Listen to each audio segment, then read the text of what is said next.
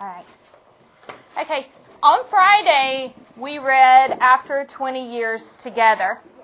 And as we read, I asked you to pause and mark the text for what you notice. Okay? Now, some of the things that we've been noticing this year as we read the text are what the author says about the characters, the word choice, the setting, the point of view, the figurative language, the imagery, the author's use of repetition, symbolism, foreshadowing, and at the end, I ask you to write the big idea. What did you think the theme was of the story? Okay? So what I want you to do now is find something that you noticed in the text, and I want you to snap it, like we've done the book snaps this year. I want you to snap that, and I would like a couple of people to airplay theirs to share. So take a minute to find anywhere in the text.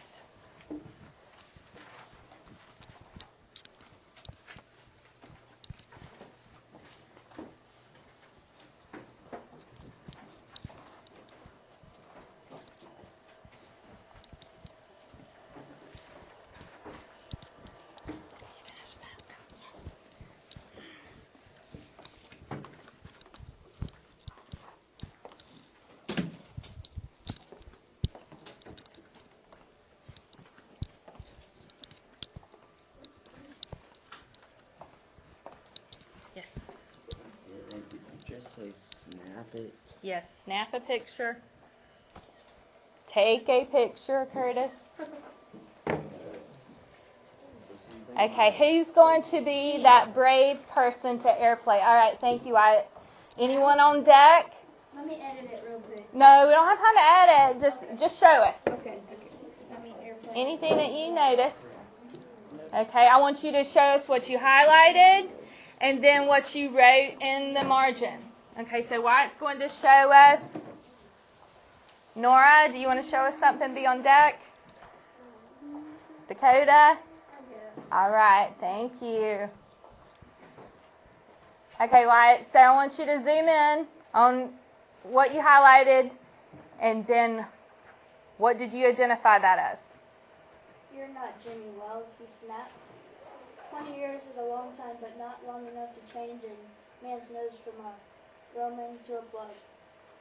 Okay, and what did you notice about that? I noticed that, what does Roman to a plug mean?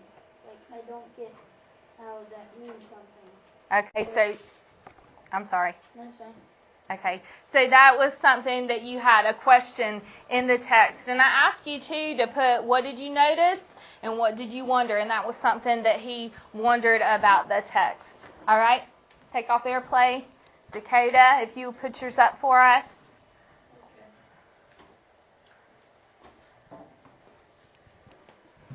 Mikhail, will you be on deck for me? We'll show one more. All right, Dakota, what did you notice about the text? Okay, so I noticed that it said he grew 2 or 3 inches, and then it said, oh, I grew a bit after I was 20. But then I went back in the text, and I read that it said that he was 20 when they first had dinner together. So how could he grow a few inches if he was 20 when they had dinner together? And then I took that as foreshadowing. Okay, good. So she noticed a contradiction, which oftentimes could be foreshadowing. So you're already going to the analysis. Okay, great. Okay, thank you. All right, and we'll look at one more, and then I'll show you something that I noticed about the text.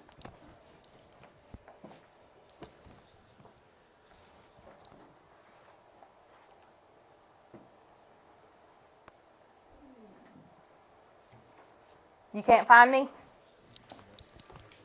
Okay, I'll help you out. There I am. I'll put you on the spot.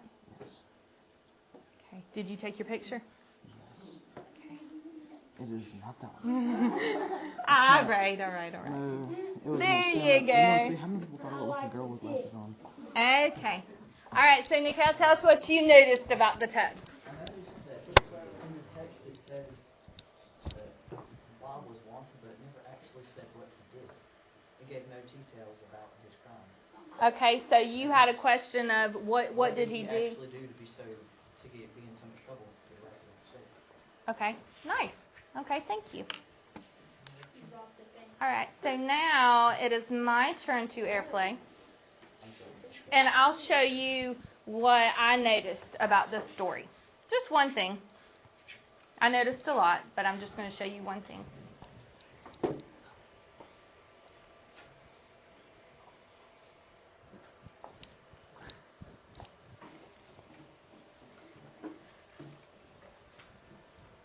So as I was reading After 20 Years,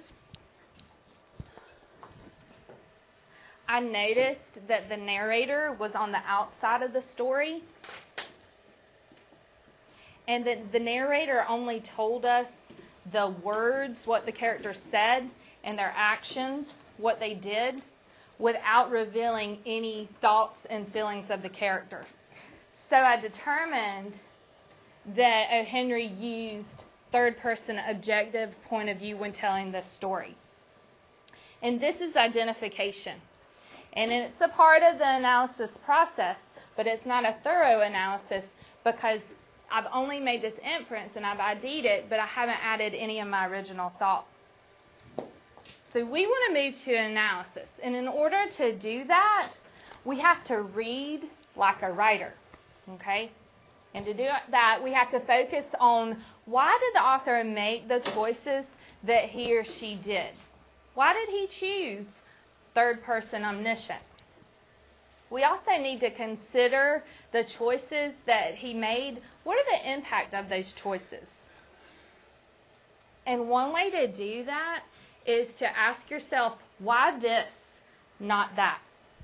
So we want to take what we notice about the text and ask ourselves, why this, not that? So I ID'd that I noticed that he used third-person objective point of view. So I asked myself, why did the author choose third-person objective point of view and not a different point of view in After 20 Years? So in explaining that, this is what I came up with. In the third-person objective point of view, the outside narrator provides only the words and actions of the characters, requiring the reader to infer the thoughts and feelings. If the story was told from first-person point of view or even third-person omniscient narration, readers would be able to understand what the characters think, and this would ultimately expose the true identity of Jimmy and the shady intentions of Bob. Therefore, the plot twist at the end would be ruined. All right, so now your turn. You either have a 1, 2, or 3 on your sticky note. I want you to find something in the text that you notice. Ones are going to look for something about the setting. Now remember, setting could be time of day, place, weather, or about the character Bob. What did Bob say? What did Bob do?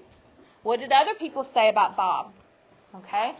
If you have a 3, you're going to focus on the character Jimmy. What did Jimmy say? What did Jimmy do? What did other people say about Jimmy? And remember, Jimmy was also the police officer. Even though we didn't know that until the end, we know that now. Okay? So you're going to find something about the setting, Bob or Jimmy, depending on your number, and you are going to ask yourself, why did the author use this and not that? And once you have that, I want you to post on Menti.com. Make sure that you use the right one. Number 1 on setting. If you have setting, this is your code. 2, for character Bob, you have a different code. And 3 has one as well.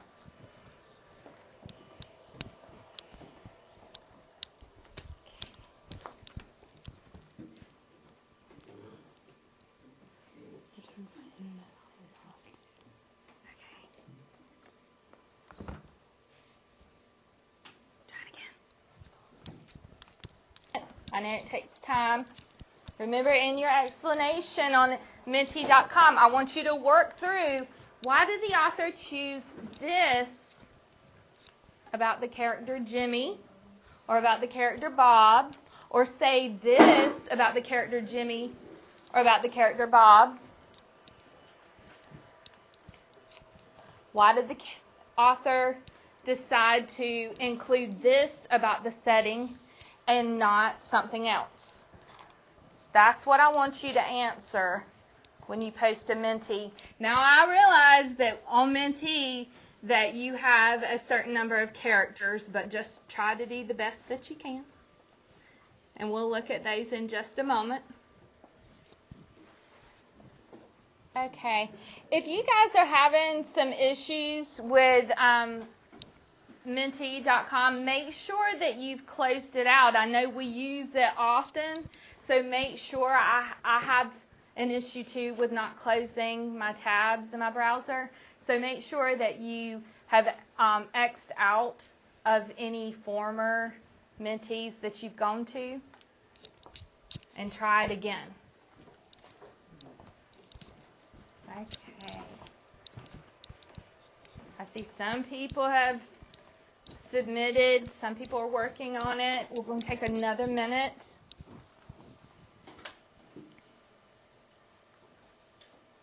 Let's see if mine will load.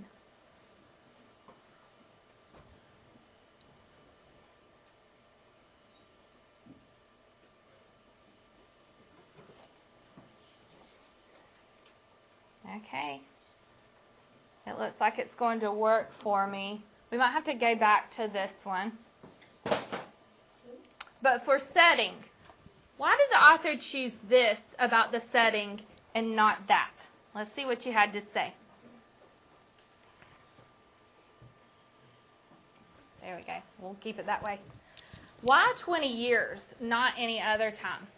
Why 10 p.m., not another hour? Why at Bob's restaurant, not another place? Okay? So good questions. I want you to work through explaining why. Okay? All right.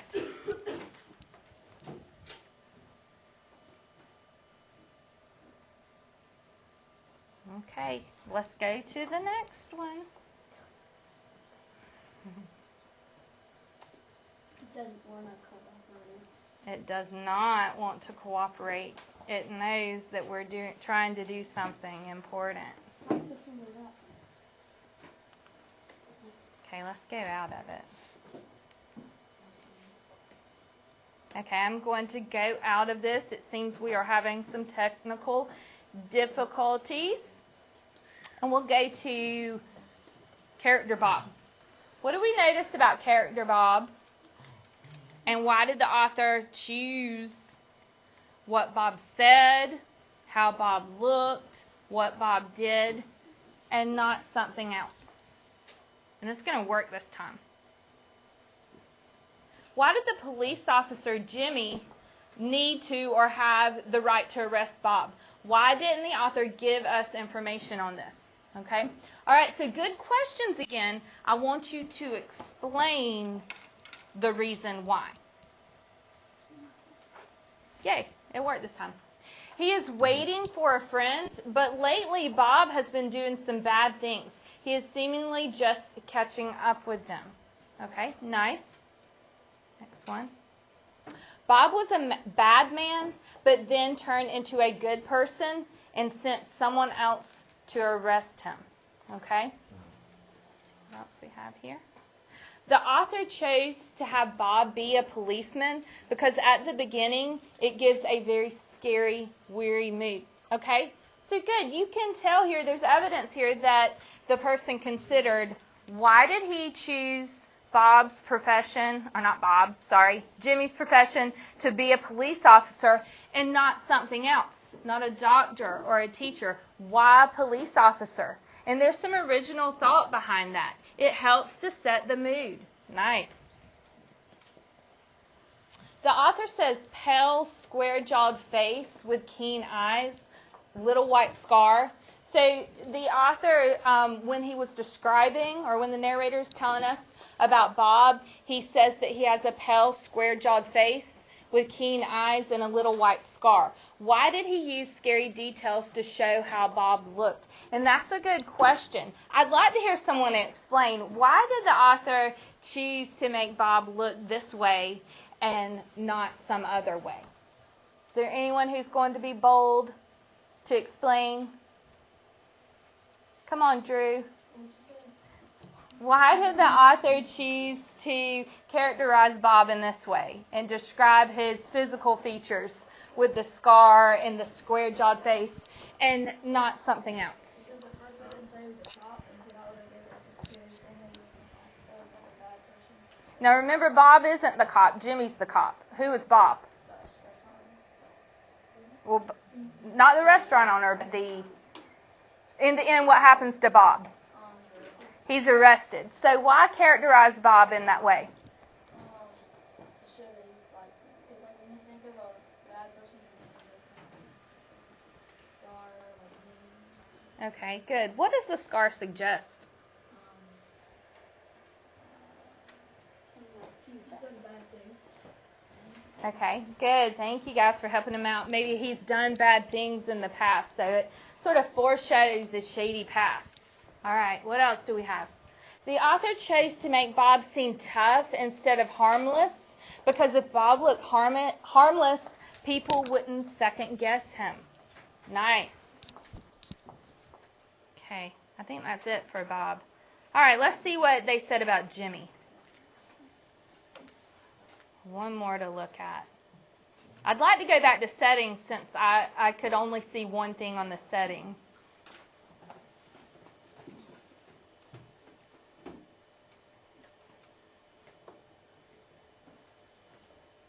Okay, so Officer Jimmy Wells. He was a police officer. Okay, why police officer and not another profession? I really need to see you work through that so that you can get to analysis. Why did the author make Jimmy lie about who he was, his identity? I think they should have made Jimmy confront Bob about his criminal ways. Okay, so what was their reason for hiding Jimmy's identity? What did he want the reader to not know? What was that? That they were friends. That the officer was in fact who? Jimmy. If the policeman was Jimmy and he knew he did stuff, why did he not arrest him then and there? Okay, so why not arrest him then instead of wait until later? And what does that show us about Jimmy? Yes. Was this a difficult decision for him to make? Absolutely. And so the author wants us to see that. And it's necessary for us to be able to explain that in our reasoning. Why did the author make Jimmy a cop instead of someone else? Because if he would have not been a cop, he would not be arrested right away. All right, nice. He used the quote, "You're not Jimmy Wells," to help the reader know something is about to happen. He used this instead of telling us right away. Looks like y'all ran out of characters, didn't you?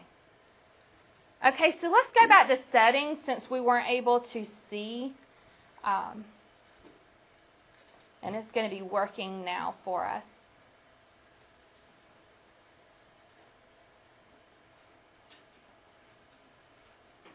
Okay,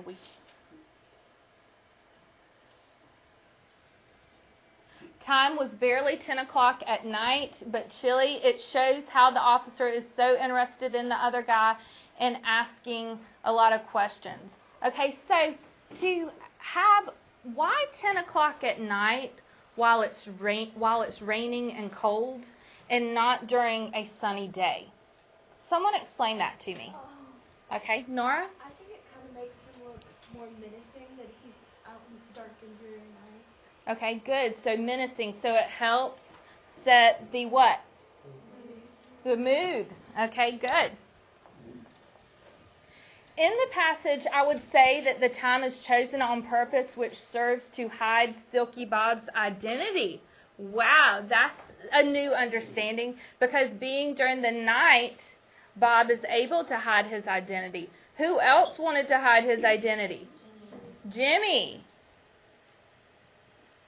Why did the author choose New York instead of Washington or another state? Why did the author choose the streets instead of an interstate? Okay, so you would need to talk through that and explain that to get to your original thought. Do you see where you can't just stop at the question? The question is where you start.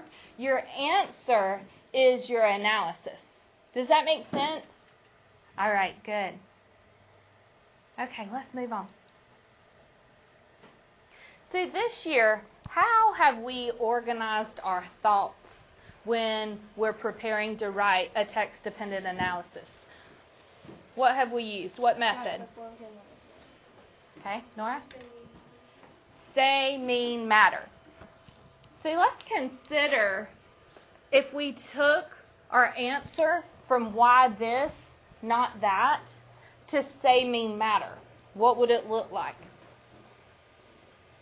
So what I did is I took what I noticed about the text, that it was, the narrator was third person objective, and I moved it to, after I determined why this and not that, I moved it to say, mean, matter. And what the text says is that in after 20 years, the narrator is not a character in the story. He or she tells what is seen and done and not what the characters think and feel. So next I need to describe in my own words what that means. This means that O. Henry uses third-person objective point of view in the story. The narrator does not reveal to the reader that the police officer is Bob's old friend, Jimmy Wells. Nor does he tell us that Bob is a wanted thief in Chicago. He keeps those things hidden. Now, this is my analysis. This is my original thought. Why does it matter? This is important because if the narrator was Jimmy, the reader would know he is the police officer from the beginning. In addition, Bob's criminal mind would be exposed to the reader if O. Henry had written the story from his first-person point of view. Through a third-person perspective, the author requires the reader to infer the thoughts and feelings of Bob and Jimmy. In addition, he creates a surprise twist in the ending of the story when the true identities of the main characters are revealed. Okay? So do you see how my answer to why this, not that, shows up and why it matters? Okay? Now, I didn't ask the question. It's my answer to the question that I came up with. Okay? All right. So your turn. You have a blank sheet of paper.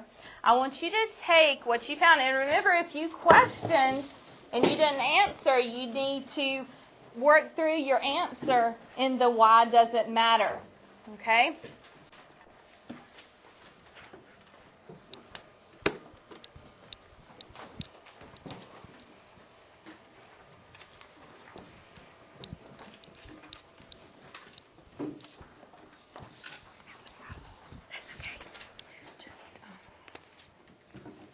Were you able to read? Mm-hmm. Okay.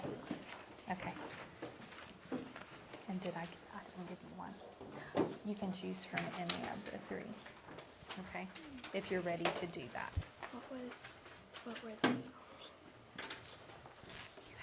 can focus on the setting for one. Focus on something that they said or did about the character Bob for two, or something about Jimmy on three.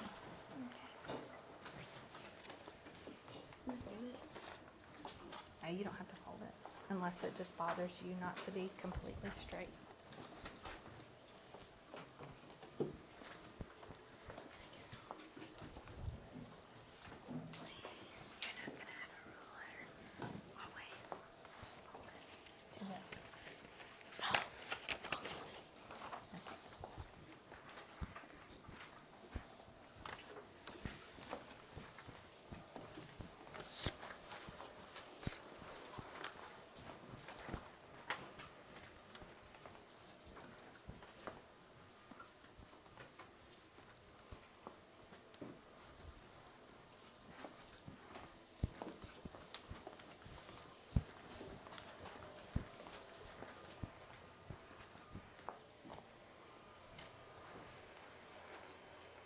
I'm going to go back to my slide.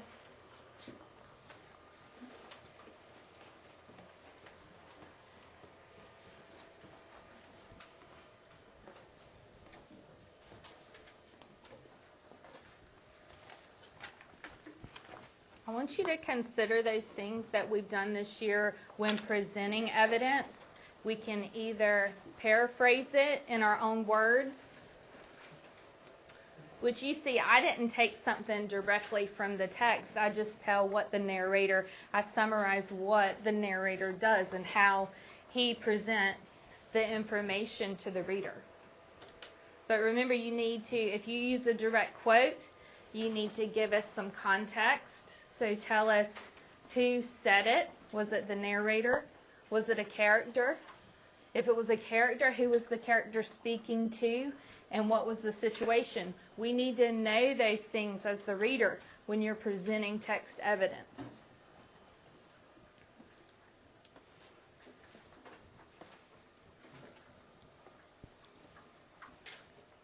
Have you been able to read through it all? Okay.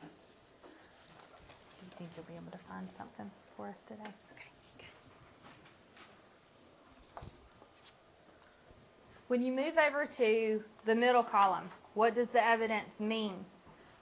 You're telling us in your own words, you're explaining. What were you able to infer? Maybe telling us in your own words what the text explicitly tells us as the reader. You're identifying.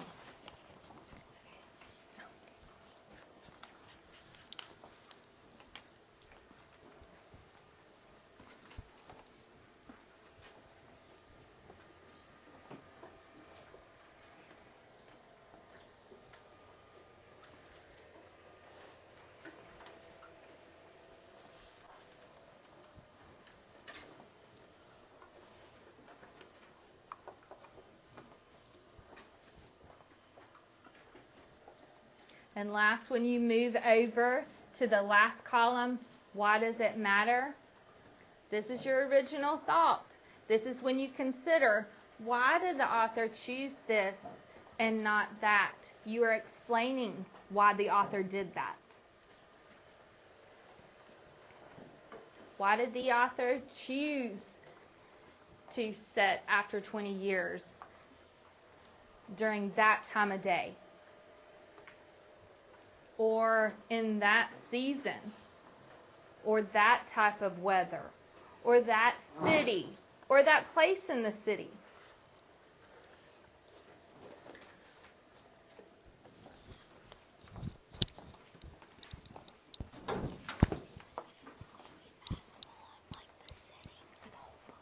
The setting. Okay. Good question. Braden asked, do we do our say mean matter on the number that we were given? And yes, you do. I want you to do it from the detail of the setting or the character Bob or Jimmy. So as I was saying before, when you're doing why does it matter? If you're looking at the character Bob, why did the author have the narrator describe to us how Bob looks? Why did he make those choices? Why did Bob say those things to us, or to Jimmy, or the plainclothes officer? What words did the author choose to describe Bob and the way that he said and did things? Okay? You need to explain that in the why does it matter. Same thing with Jimmy. Think about when we were introduced to the officer Jimmy before we even knew it was him. Think about when Bob was describing Jimmy to us before we ever knew that we had met him.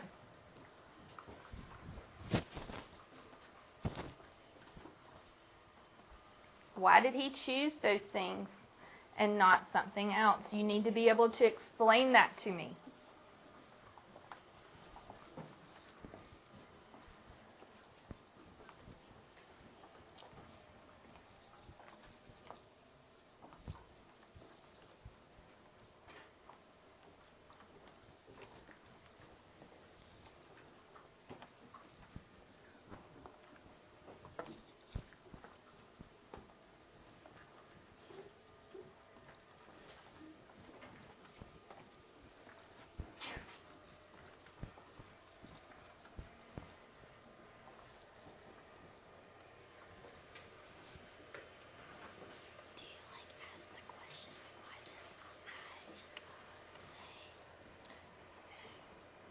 get to the matter.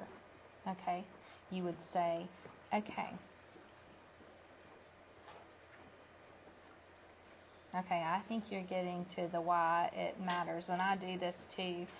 When in the mean column, I move over here. I just naturally want to analyze, and that shows you're experienced at doing this. So we're not going to say our question at all. We'll say, just like we've been doing all this year with the text says that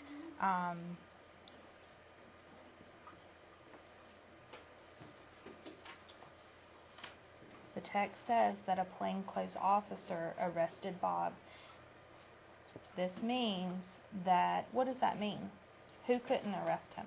And that means that Jimmy Wells couldn't arrest him. Yes, but he did decide to turn him in. Okay? Why did the author choose the plainclothes officer instead of Jimmy? You need to explain that here. Okay? What does that tell us about, how does this add meaning? What does this tell us about Jimmy and his character? It tells us that Jimmy can't really, like, he was such a good friend that he can't really arrest him because he can't believe it, that he was that bad of a person. Right. But in the end, does he do the right thing? Correct. Okay. Are you finished? Okay, so when you are finished, I do want you to post to Padlet. And Padlet was acting a little weird. You'll be able to see, but I would like for some of you too, in addition to posting to Padlet, if you'll airplay like you did before your Say Mean Matter chart. But people are still working, so we'll give a couple of minutes. So instead of putting your name in the title line on the Padlet, I want you to tell, did you focus on the setting? Did you focus on Jimmy? Or did you focus on Bob? So tell us that, so we can make it anonymous.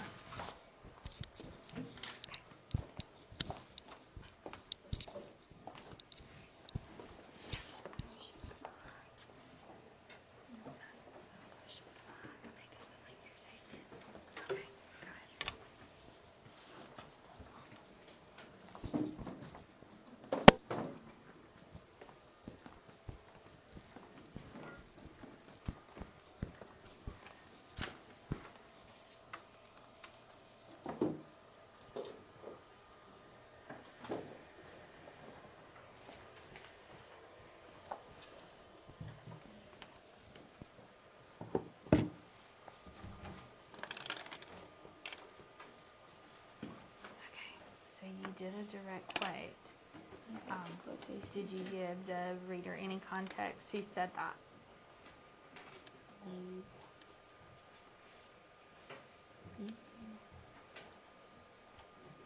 So remember, you have to lead the reader in. So when Jimmy says to Bob, when you struck the match, or in a letter to him at the end, right?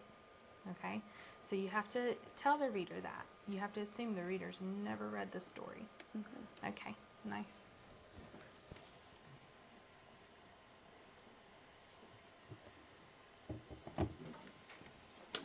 Okay, good. I like how you lead the reader in, but give us a little more context. Who was he talking about? Okay.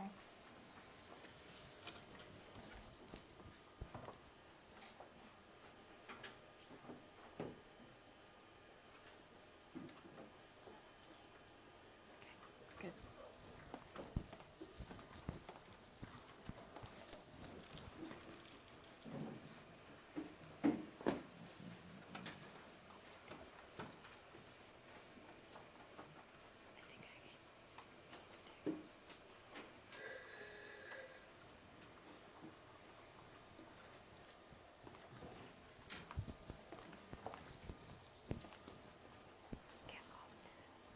You can go look at Padlet and look. If you finish early and you've posted, you can look and see what other people have posted as well. going to go ahead and take mine off of AirPlay. Let me look at the time. We've got plenty of time. Wait, how do we get the password? I'll put the QR code back up.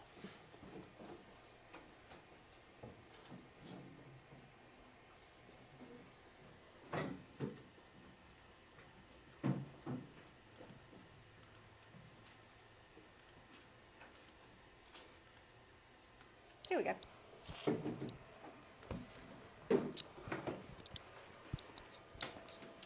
Yes. I understand how to do memes. Okay. Remember how we have to give the person who's reading our writing, we have to give them some context. So we can't just begin with a direct quote without leading them in. So tell us in the text, the narrator tells us the time was barely 10 o'clock. This means, okay, good. So you're identifying that this helps to establish that the mood is what? That's what you do over here in the meme. You tell us how this establishes the mood. Okay? So why did the mood need to be, what did you say that it was?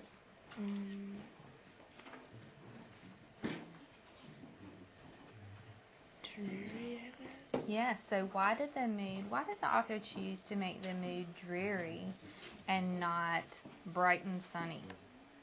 Okay, and explain that over here, how that adds meaning. Go back to the big idea here. Okay?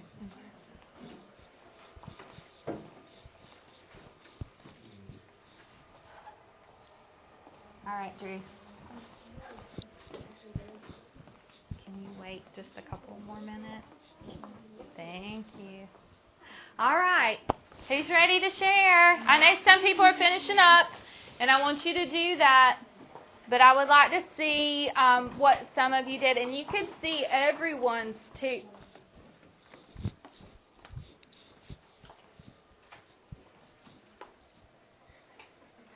Heath, you want to be brave for me? You don't want to be brave? Luke? What do we do? Just airplay it up there? Yes, just AirPlay. Will you read it for me? Is that the deal breaker? Yes. Okay, well, I can read it if you will show it. Okay? Sure. Just AirPlay it for us. All right, so Luke's going to share with us. He has agreed to share with us. And you can see what everyone posted on Padlet, too. Since you guys are being so shy.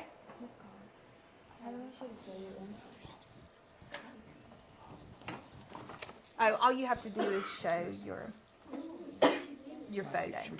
Yeah, just go to your photos.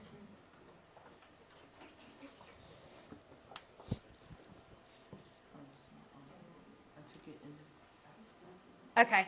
All right, so then go back to Padlet. So Luke tells us in the story, the narrator says in the doorway, and he's going to put it up here for a minute so that we can see as I read. In the doorway of the darkened hardware store, a man leaned with an unlit cigar in his mouth. And you notice how Luke gives the reader some context. He just doesn't have his quote there without giving us any kind of background so that we would know who is giving us this information. Okay, it's not a character in this case, it's the narrator, and he tells us that. Okay, so he says this means that it is dark and stormy and the hardware store is closed up. That is not ideal conditions. So then when he gets over to why it matters, Luke, can you find yours? Okay. So he says this matters because the author wants us to see that how gloomy it is and sets a depressed, sad mood. Okay? So think if you were fully developing that, how does that add to the overall meaning of the story? You would want to consider that.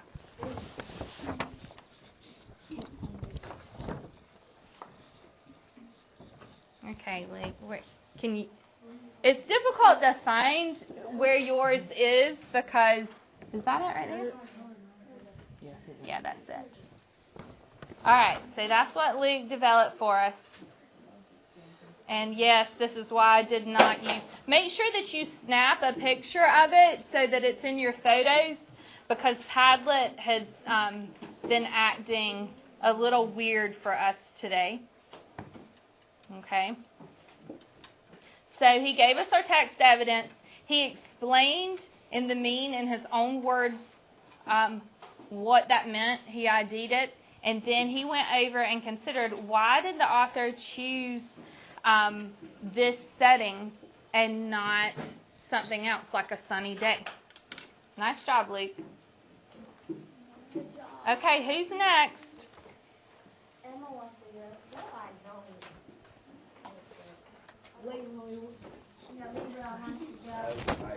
Let's see one more. Jessica? All right, Jessica's going to show. I'll read it. Okay. All right, well, airplay it for us, please. If you'll airplay it for us, then I'll read it. All right, so Jessica has agreed to share. Go, Jessica.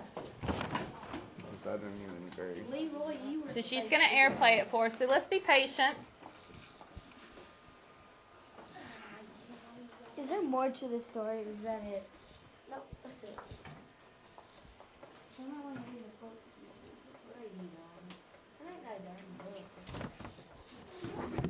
There I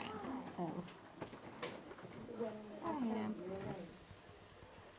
Can you show it from your photos and not Padlet? Yeah. Padlet's being weird today. I don't think there's a picture on my photos. I think I just took it in Padlet. Okay, we'll just open it up then on Padlet. All right, so look as I read. She's going to bring up her chart and show us. Can you zoom in a little bit? Thank you. What happened? She says the text states how Wells knew who Bob really was, but he got a regular man to arrest him. He also wrote Bob a note. So she paraphrases. She puts into her own words her evidence, which is completely acceptable. Okay? So moving over to what that means. This means that Wells knew that Bob was a criminal, but he chose to get a regular man to arrest him. Also, he chose to have him arrested later rather than at that moment. Okay? So this matters. So this is where she considers why this and not that. This shows that the author chose to have a regular man with a note arrest Bob rather than Jimmy do it in person. This helps show that Jimmy's character is making right choices by arresting Bob. But he also still cares about his friend, so he didn't do it in person. Okay? Do you see how she considered why the author made the choices that he did? She not only considered it, she thoroughly explained her thinking. Okay? Good. Thank you.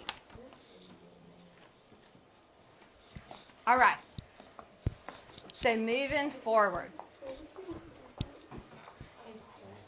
If you had read after 20 years and you had gone through and marked the text for everything that you've noticed, and you encounter a text-dependent question that we've looked at all year, a text-dependent analysis question will be 3 sentences long. The second sentence is going to be what the task is. So we have here, I'm going to read the whole thing to you. In fiction writing, the plot, characters, and setting work together to develop the theme. In After 20 Years, analyze how O. Henry uses his characters and setting to deliver his message to the reader. Use evidence from the text to support your response. Okay. All right. Someone volunteer and tell me, what is the task of this question?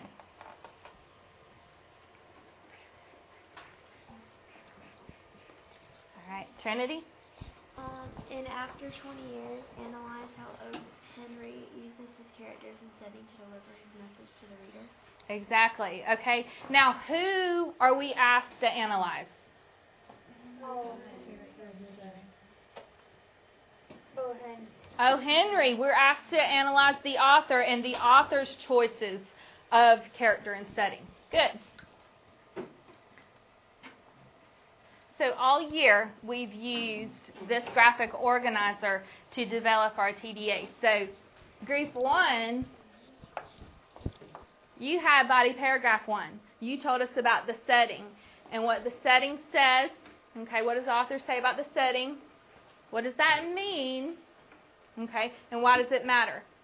Group 2, you had Bob's character. So you had to say, okay, what does the author tell us about Bob? Okay, and what does that mean? And how does that add meaning to the story? Okay, how is that important to the overall story? In group 3, you had Jimmy's character. Okay, so you had to determine what did the text say about Jimmy? What did that mean? How did it add meaning? And why did it matter? How is it important to my claim? Now we have to add our introduction, which is our hook, to hook the reader, the gist of the text, because you have to assume that the person who's reading your paper, that they have never read your story. Now, remember, we don't want to heavily summarize because a text-dependent analysis is not a summary. It's not a book review. Okay, it's your original thoughts about the text. Okay, and then to round out your introduction, you have your claim. Okay, you have your 3 say mean matters fully developed, and then in the conclusion, you tie it all together. How does all of this evidence work together to support your claim? Okay, so I've started an introduction paragraph for you from that question, analyzing the author and why he chose the particular characters and setting to develop his theme. And I formed an introduction with a hook in red, the gist of the story in blue, and my claim in green. Okay, I'll read it to you. Time sometimes changes a good man into a bad one. Jimmy Wells realizes in after 20 years. A story of 2 childhood friends who have made a pact to reunite in New York after a 20-year separation. Jimmy, a police officer who is described as a guardian of the peace, has to choose obligation to the law over his loyalty to an old friend when he makes the connection that Bob is a wanted criminal in Chicago. In After 20 Years, O. Henry develops the characters and setting of the story to deliver his message to the reader. People can change over time and not necessarily for the good. So that's my introduction.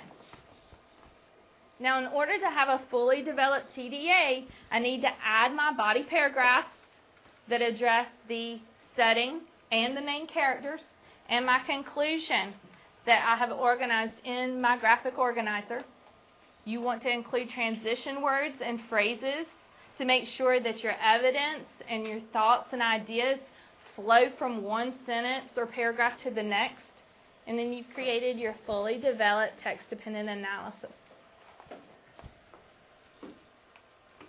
Okay. And those are my resources for today. Any questions? What does obligation mean? His obligation, okay, he was obligated from being a police officer. What was he obligated to do? Like to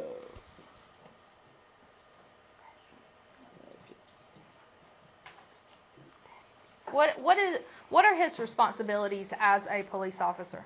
to catch criminals and keep the city safe. Yes, so he had to choose between his responsibilities and obligations as a police officer or his loyalty to a friend that after 20 years had changed into a bad person. Okay? All right. Make sure that you get that posted to Padlet, your Say Mean Matter chart.